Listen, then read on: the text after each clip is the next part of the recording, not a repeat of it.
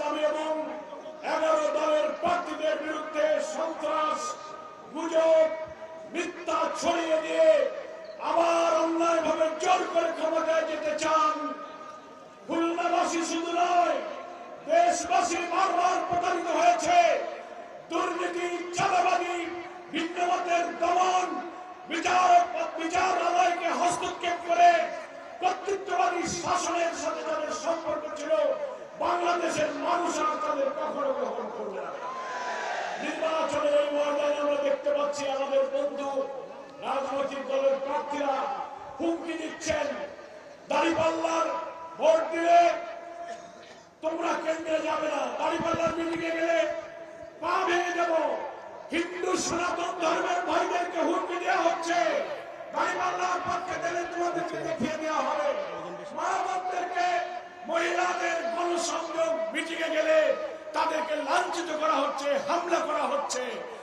আমরা বলতে চাই, যারা মায়েদের গায়ে হাত তোলে তাদের কাছে মায়েদের জানমাল নিরাপদ নয়। যারা চাঁদা আদায় করার জন্য পাথর দিয়ে মানুষ মারে, তারা কখনো মানুষের নিরাপত্তা দিতে পারে না।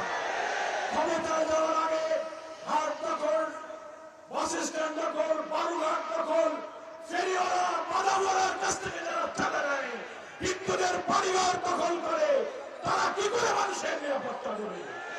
11 দল জামাত ইসলামী সহ আমরা অঙ্গীকার করেছি, 54 বছরের শাসনে সবাই দুর্নীতি করেছে, দলীয়করণ করেছে, অর্থনীতিকে লুটপাট করেছে, ভিন্ন মতকে দমন করেছে, ন্যায় বিচারকে ক্ষতিগ্রস্ত করেছে। আমরা ইসলামী চেতনা, মুক্তিযুদ্ধের চেতনা, জুলাইয়ের চেতনা ধারণ করে সংগ্রামী নেতা ডাক্তার শফিক রহমানের নেতৃত্বে একটি নতুন বাংলাদেশ আমরা গড়ে তুলব, একটি মানবিক বাংলাদেশ গড়ে তুলব, যে বাংলাদেশে ক্ষুধা, দারিদ্র, নিরন্ন, অন্নহীন, বস্ত্রহীন, ক্ষুধার্ত মানুষের হাহাকার থাকবে না, ইনসাফপূর্ণ বাংলাদেশ প্রতিষ্ঠিত হবে।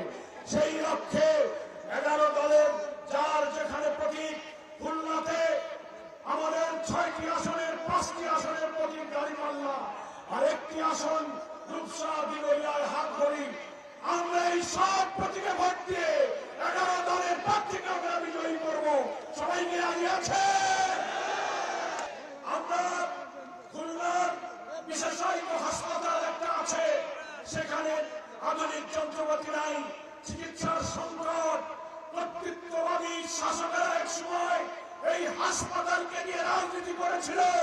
এখন মুক্ত বাংলাদেশে বিশেষায়িত হাসপাতালের আধুনিকায়ন করে সার্বিক উন্নয়ন করতে হবে।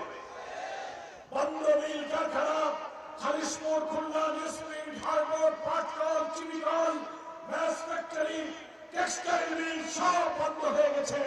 লক্ষ লক্ষ শ্রমিক বেকার।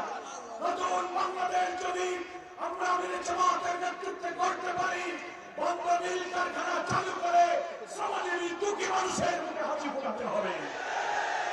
সম্মানিত জামাত, খুলনায় আপনি জেনে অবাক হবেন, একটা বিভাগীয় শহর, খুলনায় কোনো গ্যাস লাইন নাই।